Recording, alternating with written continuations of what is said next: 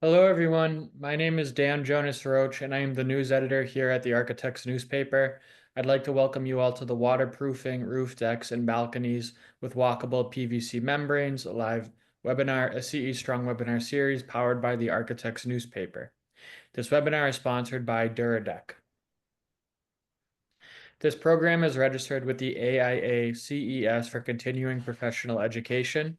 Questions related to specific materials, methods, and services will be addressed at the conclusion of this presentation. This webinar is recorded and can be easily replayed when re-registered on the same webinar registration page. Please allow 7 business days to process certificate of participation and AIA credit reporting for this presentation. At the end of this course, participants will have a better understanding of walkable roof deck membranes and waterproofing options, their characteristics, advantages, and applications, important design concepts and considerations, installation considerations and common details, and key specific issues for roof deck membranes. We encourage you to ask questions using the Zoom Q&A button found at the bottom of your Zoom window. Now I'd like to introduce you to today's presenter, Chad Monnett. Chad Monnett came to Duradeck with 36 years of construction knowledge and project management experience in both residential and commercial construction. Chad was a construction consultant providing investment and general construction referrals in Central America for over 3 years. He has been a liaison with federal, state, and local government agencies on numerous construction projects addressing compliance issues. Chad has conducted numerous AIA presentations and supports our current distributors and dealers as well as introducing Duradeck to potential new installers. Remember to please leave your questions for Chad in the Q&A window. Without further ado, Chad Monnett. All right. Thank you, Dan. Thank you, everybody, for attending today. Set up.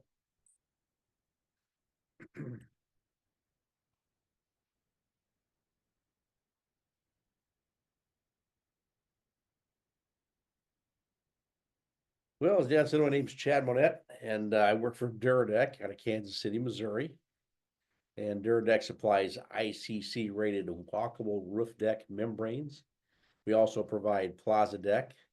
We provide tile deck and International Building Code compliant aluminum railing. So these products are used on walkable roof decks over built livable spaces, boathouse roofs, garage roofs, and exterior decks on multi-residential units and residential homes. The Duradeck membranes are made in the United States. We have an excellent supply chain. We're very fortunate with that.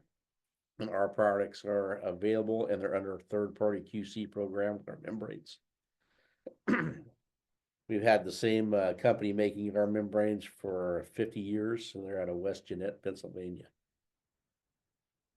Some of the key dates for Duradeck are, if you look at marine grade vinyl, it hit Canada and the United States in the early 70s. And it was originally used on boat decks. A lot of these products were, and then they worked so good at that, they looked at the PVC vinyls and seen that they're waterproof, they're slip resistant, so why not use them on walkout roof decks? So that's kind of where that all started. And then Bob and John Ogilvy became part of all that, coming up with details and even better membranes. And Duradeck started in 1974. In 1982, Bob and John developed the first 60 mil roof deck. It was called Circosil at that time. And that was later transformed into the Duradeck Ultraline products that we know today. 1993, Duradeck opens a distribution center in Kansas City, Missouri. 1996, Duradeck introduces Durarel, which is a full manufacturing division of powder-coated aluminum and glass railing systems. And in 2009, plaza deck and tile deck were introduced to the lineup. Duradeck is in its 50th anniversary this year, and currently Duradeck has about 180 million square feet of membrane installed across Canada and the United States. That also includes Hawaii and all that for the U.S. portion. So at this point in time, if you'd like to write down my name and email address, it's available. Let's officially start our presentation. I will be non-brand specific, but if there is a certain type of a brand of product that works very good with PVC vinyl, I might call that one out. This course is very informative and it's very good foundational information on walkable roof deck membrane. So if that's what you're looking for, we really hope we satisfy that. And if everybody's ready, we'll go ahead and start the AIA now. So this course is eligible for AIA CES HSW 1-hour learning unit. The course is designed to cover design principles, practical detail considerations, and specifying and installation requirements for walkable roof decks and balconies. At the end of the course, participants will have a better understanding of walkable roof deck membranes and waterproofing options. And our primary focus is on PVC membranes, also known as vinyl membranes. So PVC and vinyl membranes are the same product. Their characteristics, advantages, and applications, important design concepts and considerations, installation considerations and common details, and key specification issues for roof deck membranes. We start out by defining what is a walkable roof deck. So it's a waterproof roof deck ready to be used over the livable spaces and to be walked on. So it's primarily used on single family, multifamily, and multi-use public common areas. And this product will have two primary functions with two ratings. So one is a roofing rated membrane that keeps the space below it waterproof, and the second is a membrane that is rated to be walked on. Those are the two ratings.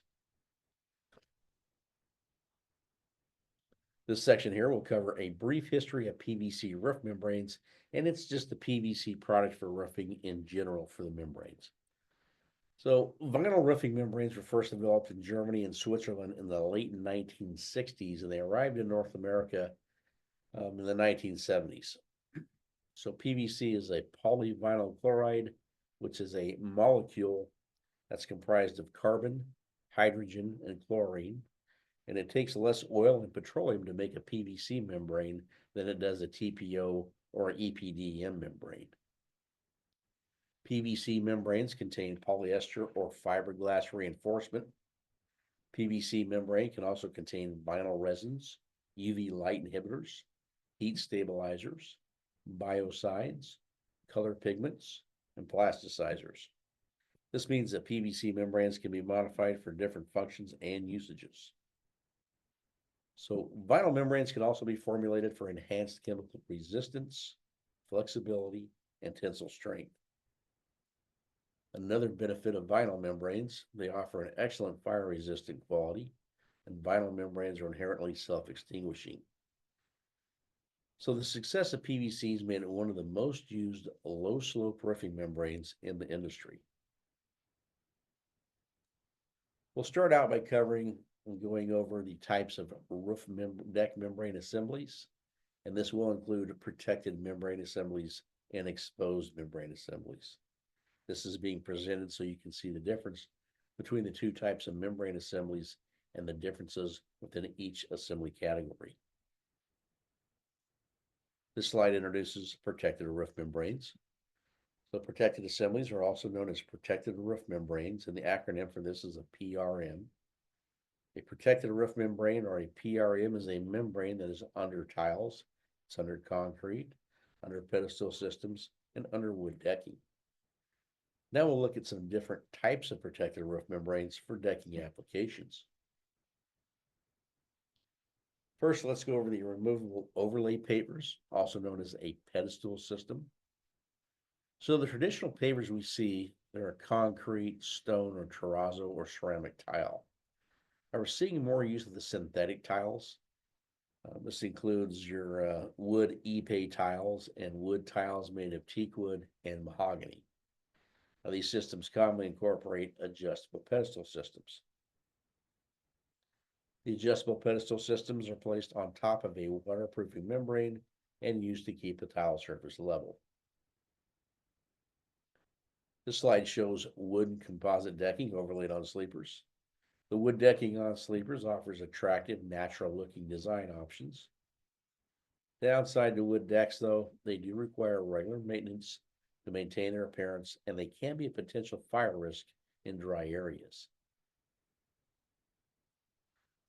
Bonded tile assemblies have a rich and attractive look and provide many design options for especially regarding high-end properties. And with proper installation, tile can provide a very durable wear surface. A heavy usage rating can also be achieved if the correct bonded tile assembly is installed. Now let's talk about some of the difficulties that you can have with bonded tile assemblies. They require ground inspection and maintenance. They can also have a high risk of surface cracking due to moisture and temperature fluctuations, and this risk does increase in freeze and thaw cycle environments. Really what it comes down to for the tile is the success of a bonded tile assembly is highly dependent on a properly installed substrate, tile-ready waterproof roofing membrane, a very professional and educated tile layer, and a factory-trained membrane installer. If all these are available, then success is guaranteed. Let's review the advantages and disadvantages of the PRMs. So first for the advantages, suitable for heavy pedestrian traffic, protection from mechanical damage, protection from environment, removable, replaceable surfaces, and attractive finishes are available. For the concerns, weight considerations, some of these systems can be heavy. You have your build-up height considerations in regards to your sill. It can be cost prohibitive in renovation work. Depends on how much you'd have to enhance or beef up that structure to be able to take the extra weight. Maintenance must be performed, and cleaning of the membrane and maintenance of the drains can be difficult on some of these systems. Also remember that when specifying PRMs, fascia posts may be your best option. So since weight's a concern with PRMs, I'd like to show you the approximate weight difference between a PRM assembly and a walkable roof deck membrane assembly. So some PRMs can weigh over 20 pounds per square foot. So if you have a roof deck that's 200 square feet, you've now added a PRM load of 4,000 pounds to the roof deck. And in comparison, an exposed walkable roof deck membrane, including the plywood substrate, would be about 88% lighter per square foot than a PRM assembly. So at 87.8%, you go from a 4,000 pound PRM weight to a 488 pound walkable roof deck membrane weight. Now let's talk about exposed roof deck membranes and balcony assemblies. These will include liquid and cementitious coatings, rigid pre-manufactured fiberglass and metal balconies, and a walkable roof deck membrane, also known as vinyl or PVC membrane. So the traffic coating market includes various products like urethane rubber, your poly-modified magnesite, rubber cement. It also includes poly and acrylic and modified types of cement. These products are typically mixed on-site, and as with any coatings, on-site conditions during installation can dictate their long-term performance. They're also laid down in layers. They'll need a recoating schedule for warranty depending on traffic exposure. So good questions to ask is how often is that traffic exposure? How much traffic would you need to recoat with, and how often does the warranty process require a recoating, and what's it cost? Walkable metal deck surface systems are another rigid surface system offered by some manufacturers and are not always a true waterproof deck option. And fiberglass decks, they offer good wear surface. Most systems are pre-made bolt-on systems, which can be a challenge to flash at the structure.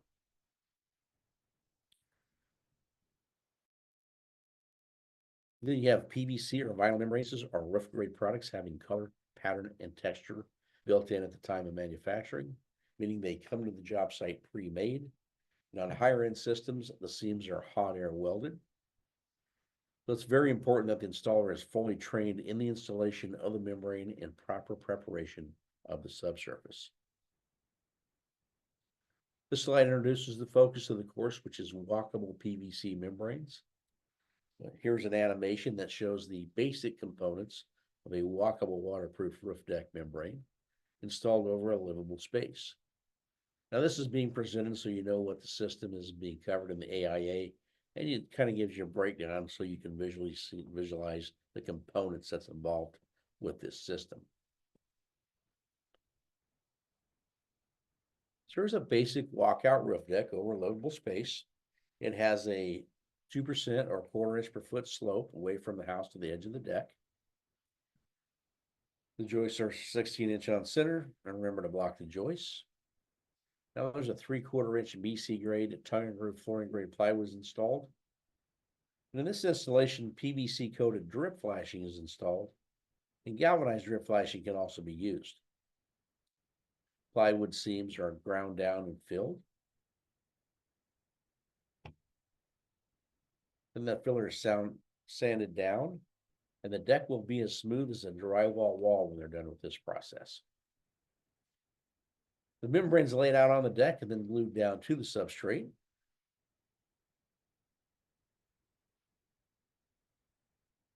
And all seams are welded, and the membrane is welded to the PVC coated drip flashing.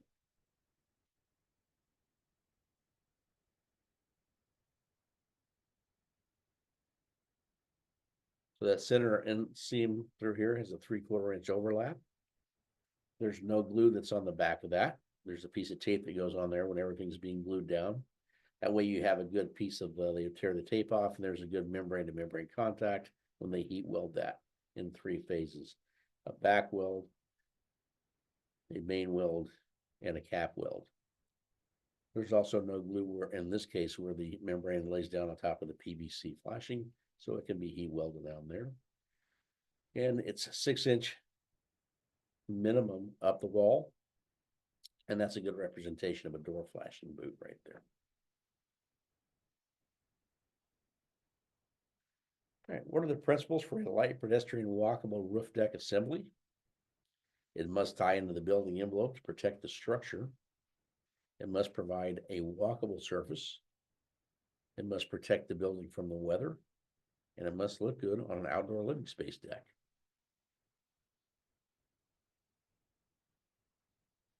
Now let's go over the characteristics of walkable PVC roof membranes. So they come in pre-manufactured rolls, factory quality control, typically 6 foot wide or 60 mil thick and 60 mil thickness. That 60 mil thickness is 1/16 of an inch thick. They're available in a variety of colors and patterns, also available in different embossed textures. UV mold and mildew inhibitors, hot and cold weather stability, chemical and fire resistant, made to be a standalone and walked-on system. Will waterproof the space below, and ICC and CC ratings can be found on these products. So keep in mind that for walkable vinyl membranes, they must be rated as a walkable waterproof roofing membrane. So 60 mil is the minimum membrane thickness required for exposed walkable roof membrane applications.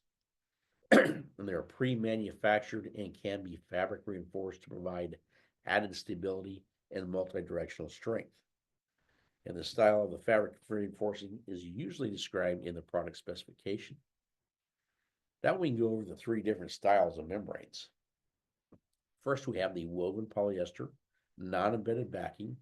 This is the most common type used in the United States. It offers good seam weldability and good adhesion to the subsurface. It does everything well. We have vinyl backed with the embedded fabric. This offers excellent seam weldability and average adhesion to the subsurface qualities, and heat forming is required for 90-degree corners. Non-woven polyester non-embedded backing offers excellent adhesion to the subsurface and average seam weldability. So a trained technician can install any of these membrane types and make them watertight.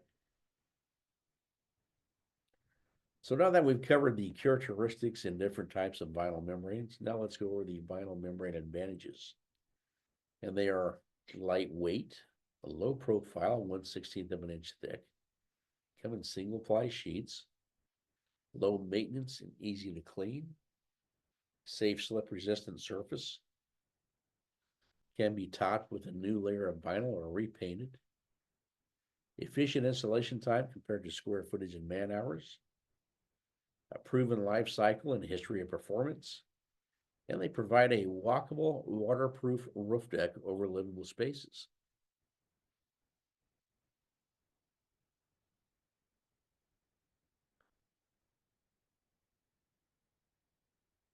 So a little bit more on topping old vinyl with new vinyl and repainting.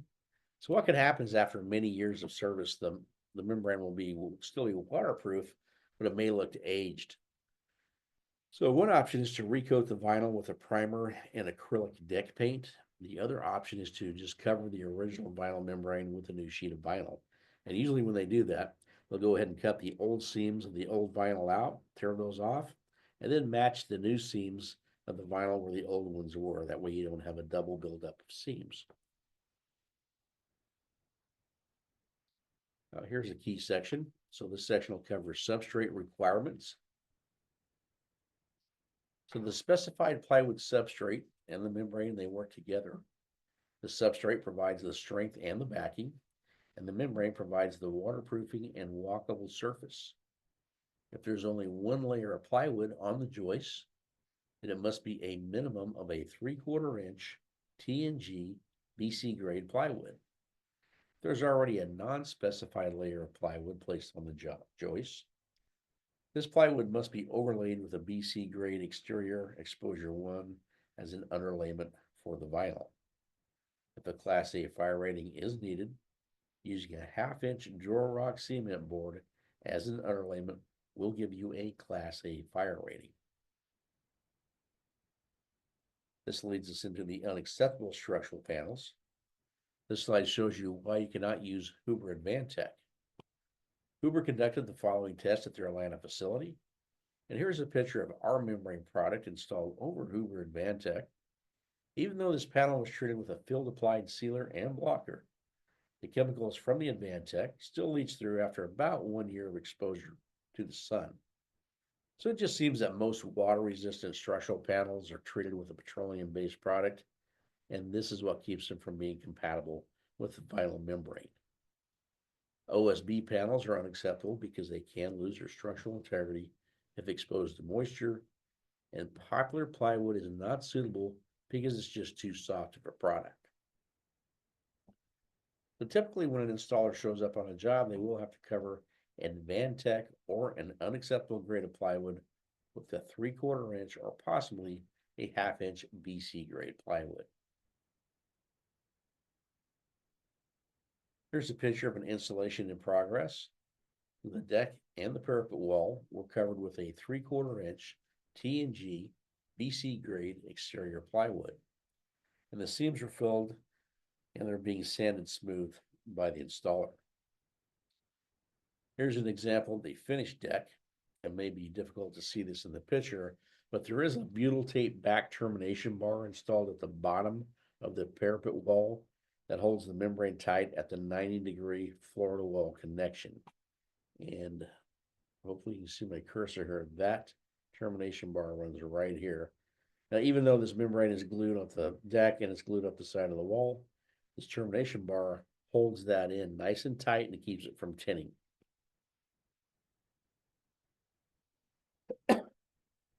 Now for concrete. So if you have a solid slab of concrete all the way through and it's open at the bottom, you can put membrane on top of it, and that's the kind of slab we're referring to. So the surface should be flat and smooth, no brush finish. Dry and cure time of a minimum of 28 days. Would ensure appropriate moisture content. Average on that moisture content is going to be right around 4.5. It can be higher, a little bit lower, so it all depends on where you're at. So the average is 4.5. Remove any unstable material. Now for concrete preparation. If the concrete has already been there, or a deck restoration type of a job. So we recommend the complete removal of any existing coating or sealer by shot blasting or grinding the existing concrete surface. This is the best option.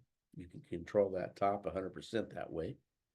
If this is not cost effective though, the owner has to accept a limited warranty that does not cover possible membrane discoloration or subsurface blistering. So the concrete surface profile for grinding will be a recommended CSP of 2, and the shot blast surface, the concrete surface profile will be a CSP of 3. We did this just so you'd have an example to see what that would look like. In this section, we'll cover the design considerations for a PVC membrane system. So why do buildings that are tended to look like this end up looking like this? The answer to that is moisture. So moisture exists in our environment in 3 states: solid, liquid, and vapor. So here are moisture issues that directly affect walkable decks. You have surface rainwater. How do we control the water to remove it from the roof decks? There's rainwater penetration. Water will enter all building envelopes. How do we drain it back outward? Ice and snow. How do we eliminate dangerous ice cells? So specifying joists to be placed 12 inches or 16 inches on center will help mitigate low spots and sagging on the roof deck and add strength to the system. And since vinyl is chemical resistant, rock salt and ice melt can be used on vinyl decks. And then we have water vapor. How do we reduce water vapor so it does not cause truss uplift, plywood ridging, building shrinkage, and rot? This section here will cover moisture mitigation. Decks must be designed and constructed so that the inner surface water is directed away from the building. And walkable roof decks have the same moisture concerns as wall assemblies and must properly tie into and protect the building envelope. Architectural features like overhangs and soffits have reduced the amount of water that's absorbed into the wall system, and the larger overhangs protect the exterior walls better. So an overhang of 24 inches or more will be 3 times more effective at protecting an exterior wall. Sufficient deck slope deflects the water away from the building, and a walkable roof deck should have a positive slope no less than 2% or 1/4 inch per foot so that the water runs off the deck. Now for building settlement and framing shrinkage. So always consider frame shrinkage. I know you're all professionals, you're aware of this issue, but since decks are involved, we do like to bring it back up and kind of go over it again. So wood frame buildings should be designed to accommodate for frame shrinkage. You want to allow a 1/2 inch per floor for frame shrinkage. A post-supported balcony should be supported on a wood structure that exhibits the same shrinkage as the building structure, and a sufficient amount of deck slope must be added that will accommodate for future frame shrinkage. Now in the slide, you can see an excellent example of things gone wrong. So it shows a wood-framed 3-story house. There's concrete columns are holding up the outer edge of the deck, and you can see those in the reflection of the glass. So frame shrinkage on the house was not accounted for, and unfortunately the decks ended up sloping back toward the house. Now for pre-manufactured diverters, they can be installed on deck surfaces to deflect water away from the deck transitions at adjoining walls. And that diverter that I'm referencing is right in line with this middle red arrow. It's a small piece of metal here. And the main job of this type of diverter is to keep the water away from the wall system. So you can tell that the water drains off the deck, hits the diverter, bumps it over 3 to 4 inches. And it's very simple, but it's highly effective at keeping water off of the wall systems on a deck like this. Now we'll look at some details for flashing the most common wall systems. So first, the mass wall system. So by flashing off into a riglet that's either cast or cut into the poured concrete wall that is a minimum of 6 inches above the deck surface, and 6 inch is the minimum upturn of membrane of any vertical surface, and this height can also vary depending on the local code requirements. Next is the concealed barrier. The membrane extends a minimum of 6 inches up the wall and is overlapped 2 inches by the moisture barrier, and all cladding or stucco is kept 2 inches clear of the deck membrane surface, and that 2 inches represents right through here. Then we have rain screen masonry veneer. The membrane extends a minimum of 6 inches up the wall and is overlapped by the through wall flashing that is placed by the masonry contractor. Through wall flashing should be properly lapped by the moisture barrier, and weep holes should be provided for wall drainage. Then we have rain screen siding veneer. These are flashed the same as a concealed barrier. And for the face sealed stucco, it's flashed the same as a concealed barrier and it's tied back into the moisture barrier. So now we cover removable trim boards in case you need that on a job. So one major consideration for sustainability of a walkable roof deck membrane system, it is making it easy to replace in the future. So to make the membrane easier to replace, incorporate a removable trim board into the wall flashing detail. The trim board and existing membrane can be removed, and the new trim board and membrane reinstalled. This will keep the siding and possibly the doors from having to be removed. So a PVC board is usually used on the removable trim board because after about 15 to 20 years, they just have less of a chance to be infected by rot. And it just seems like no matter where you're at or what state or what part of the country you're in, you're going to be able to find that product. There's a key slide right here. It's about building product compatibility. So most flat roofing membranes are petroleum based, and petroleum based products are not compatible with vinyl membranes. So asphalt, coal tar pitch, blue skin, and modified bitumen are some examples of petroleum based products that are not compatible. This also is going to include your petroleum based peel and stick membranes that are used as flashing membranes around doors, windows, and other building openings. So what happens is it's called plasticizer migration. So plasticizer migration from the PVC membrane into the petroleum-based product can cause the petroleum-based product to liquefy, and that is represented and demonstrated here in this photograph.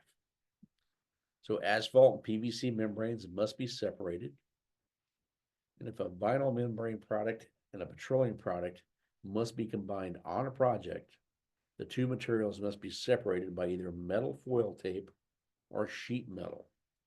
So if they would have put metal foil tape or sheet metal back between these two products, they wouldn't have had this liquefaction from the plasticizer migration. Now, the best way to eliminate any problems, though, is to specify butyl products or acrylic-based adhesives. But many manufacturers offer pure butyl or acrylic-based adhesives that are not affected by plasticizers. You always want to check with the product technical data sheet and check with the manufacturer for compatibility. This next section will cover to ventilate or not to ventilate.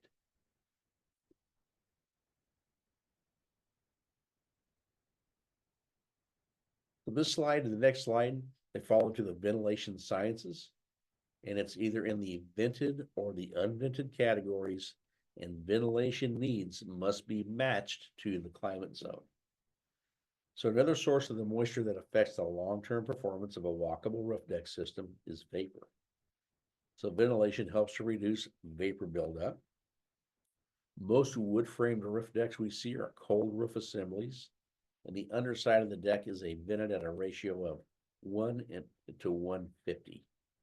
So for a 600 square foot roof deck, you would need 4 square feet of venting.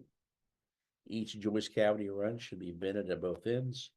If this is not possible, then wood strapping purlins can be used to create cross ventilation. And we'll refer to this to as a cold roof assembly, as the membrane temperature is not affected by the convection or radiant heat from the building below.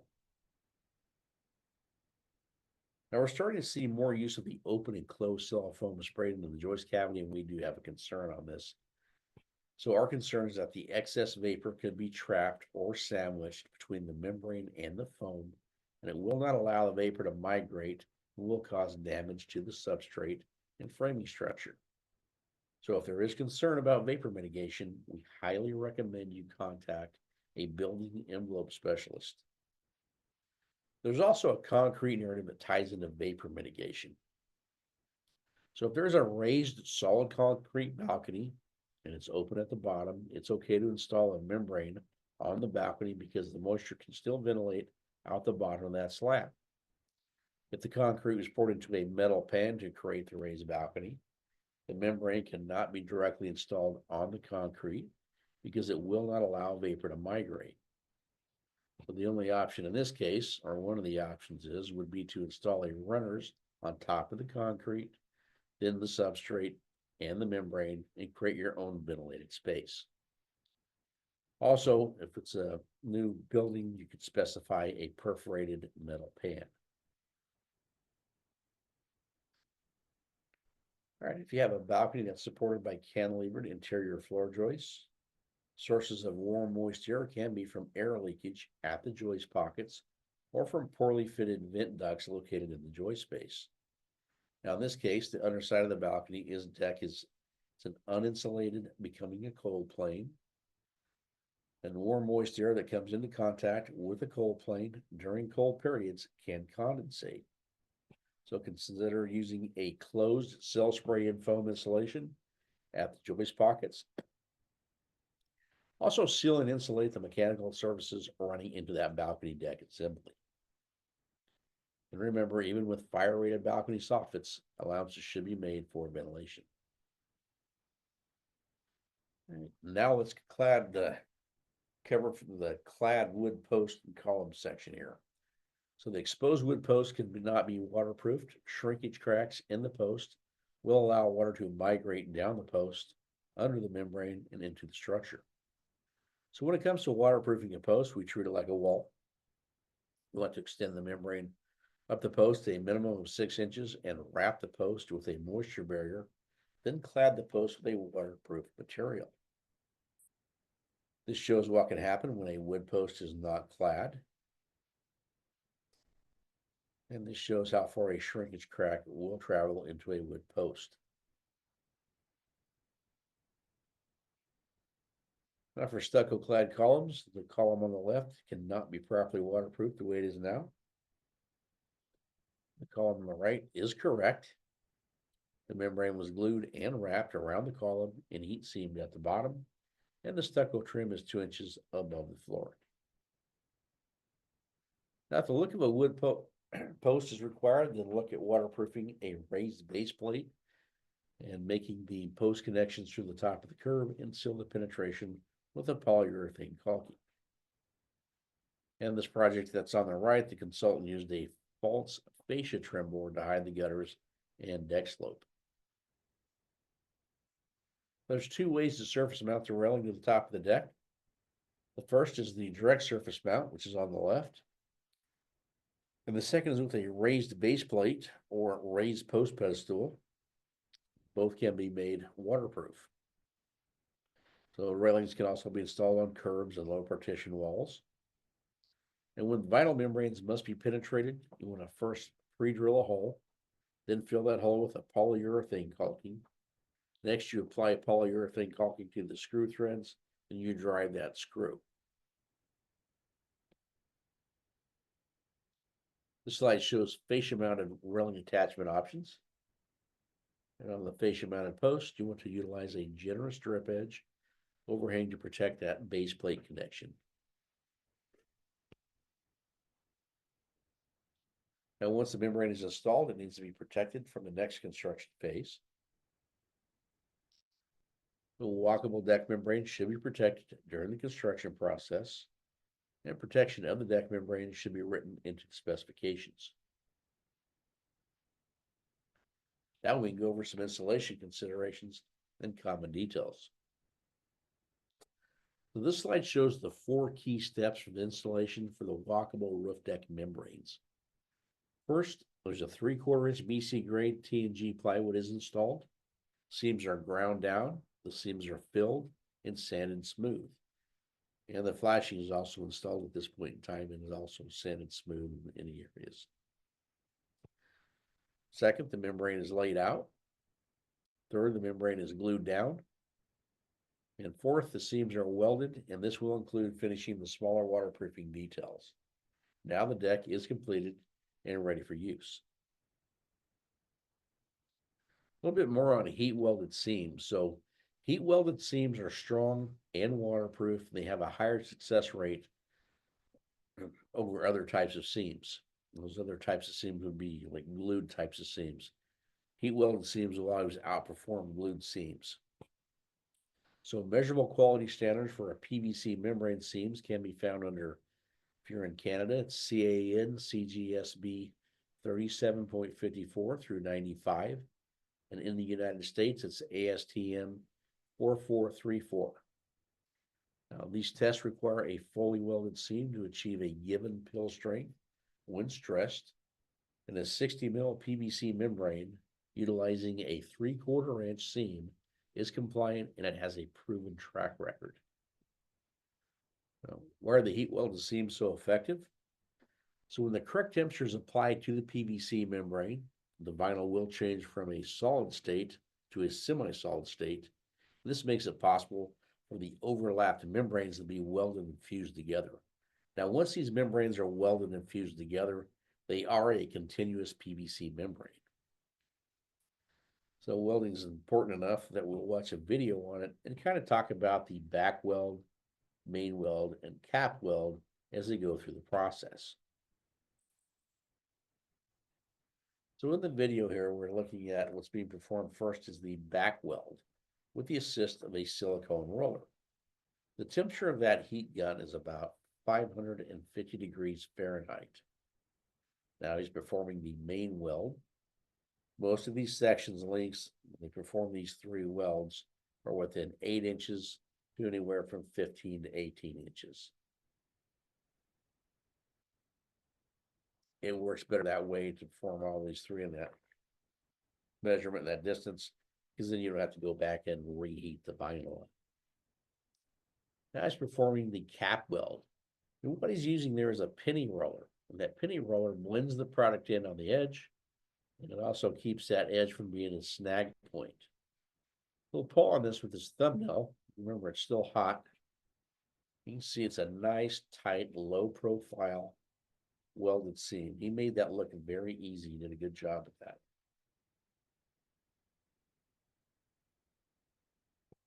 Now, these are the 4 most common details that are performed to waterproof most walkable roof membrane systems. First, there's the filled seam weld, and that's what we just seen in the video. The membrane is overlapped 3/4 of an inch and welded together. Then there's the seam at the wall. It's usually a continuation of that filled seam weld, and the membrane's overlapped 3/4 of an inch. It's just going up the wall. Now on the left, it's the inside corner. That membrane is not cut, but it's folded into a dog's ear. It's compressed and hot air welded tight into the corner.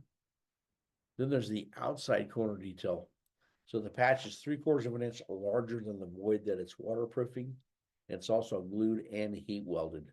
We chose to use a different color of membrane so you can see that detail better in this picture. Now for waterproofing a door opening, the membrane extends a 6-inch minimum up the wall, then extends at the same height into the rough door opening, creating a watertight door flashing boot. Now installing 6-inch up a wall or penetration plane is a minimum requirement, and many local codes, designers, and roofing associations prefer 8 inches, and some do require 12 inches. Now it's our feeling that a 3.5-inch rough door opening height is sufficient. This allows for a wood sill plate and a shimmed wood subsill plate to slope. It's also recommended that the door installation company install a door pan. Some authorities require the door sill height to be 6 inches above the finished deck height. This requirement may be relaxed to 3 to 4 inches for decks and entrances with very large overhangs. And an overhang must be 2 feet or more for an area to be considered roofed over. Now, higher sill heights are harder to step over, so lowering the finished deck relative to the floor elevation is another option. But this can be costly to do on multi-storied high-density structures, especially if it's a remodel. And last year, the practice of not removing the door jambs on remodel jobs to save money, it should be avoided if you can, because the original doors cannot be relied on to be watertight. These are the two typical door opening details we see in the industry. And as waterproofers, we don't necessarily prefer the accessible door, but to make the accessible doors more water resistant, we like to see a generous deck slope away from the door openings. And accessible doors sheltered from the driving rain and, if possible, placed on the leeward side of the building. With all this said, keep in mind that a professional installer can make accessible doors more waterproof, and accessible doors have come a long ways in the industry. All right, this section covers perimeter and drain details. So first we'll look at the galvanized drip flashing PVC clip. It's commonly used. This membrane is fully glued to the galvanized drip flashing on the top and the front of the flashing. The membrane is cut 1 inch longer than the flashing to allow it to wrap behind the drip edge and be secured with a PVC clip. And once that PVC clip is on there, it definitely mechanically fastens the PVC clip, membrane to the flashing. The extra 1 inch wrap of vinyl ensures a minimum shrinkage over time due to the vinyl not being able to be able to move around the 180-degree bend. And then we'll cover the PVC coated drip edge. It's another very common detail and perimeter usage. So PVC coated metal flashing is available in a variety of common exterior colors. It is intended to have the vinyl membrane welded directly to the top surface while leaving the front face exposed. With L trim or termination bar, the membrane is fully adhered across the top, down the vertical face of the 1x2 perimeter trim. And for waterproofing purposes, butyl tape is applied to the back of the L trim to seal the screws that puncture the membrane that holds the trim in place. A representation of where that butyl tape is in this detail is right in the middle of the L trim here. And you can see right where the screw of the nail goes right in through there. And that butyl tape will go 100% across the L trim or termination bar, whatever it's backing. All right, real quick, now let's go over the covered drainage plane on freestanding walls, or otherwise known as pony walls and hollow posts. So they should be built and waterproofed in the same manner as the building's wall system. These systems should be ventilated.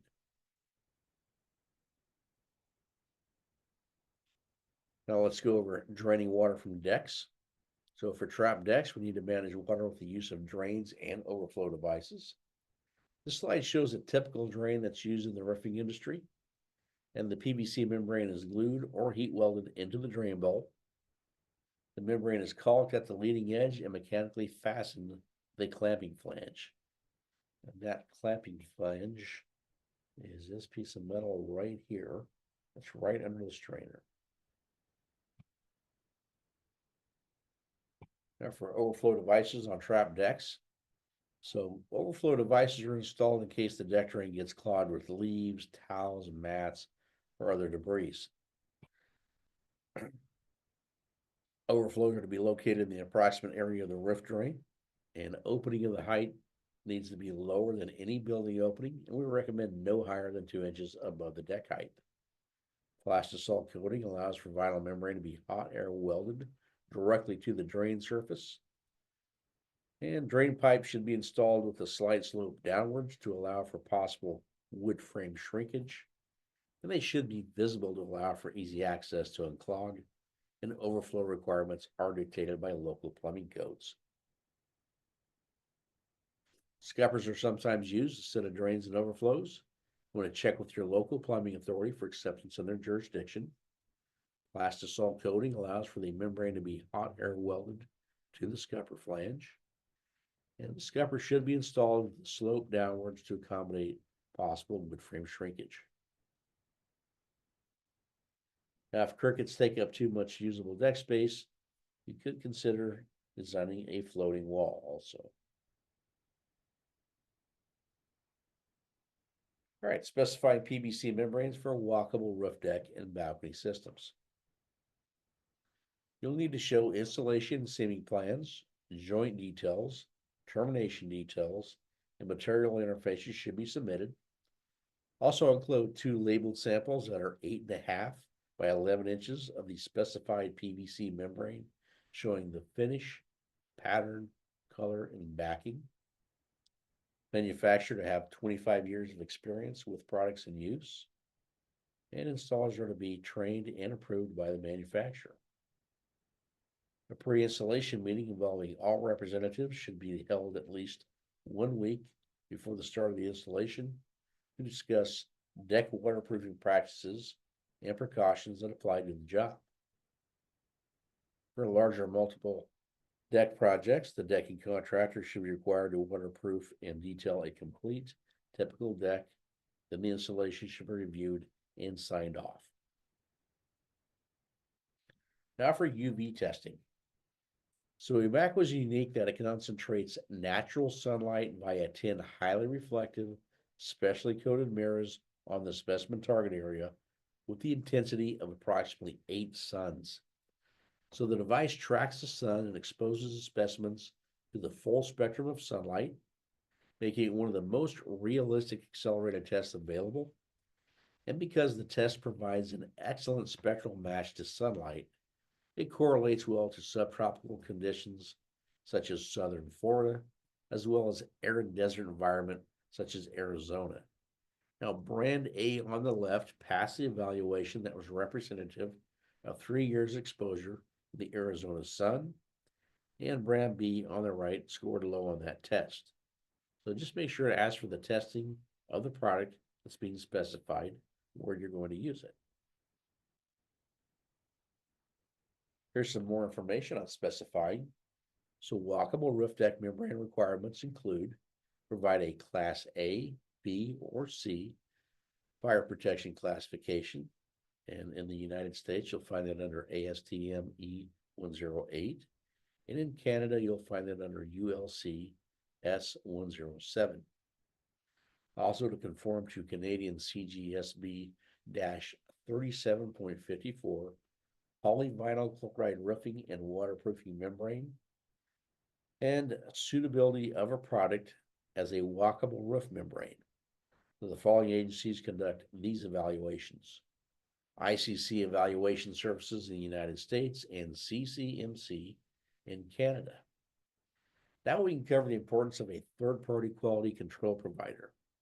So the vinyl deck membrane should be under a third-party QC program. There's no vinyl deck membrane supplier that manufactures their own membranes.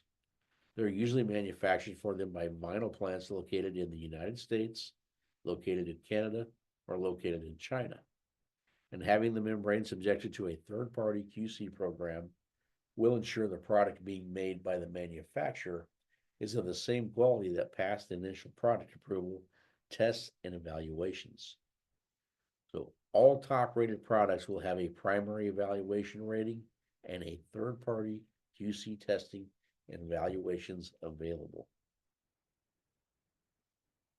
This slide shows the CCMC evaluation information. Now here's an ICCES report on a walkable roof deck membrane. And if another product is specified, just make sure that the product has the correct classification and can perform as intended. Now we'll go over some of these sections. So note the division numbers. A product can be tested under Division 7, Thermal and Moisture Protection, subsection 07, 18, and 13 for pedestrian traffic coating. But unless it's also been tested under a roofing subsection 075400 and 075419, it's not a roofing product. So even though it may state classified roof in the evaluation of the ES report, this just simply means it has a fire classification. All right, so for building green, here are some examples of LEED project eligibility.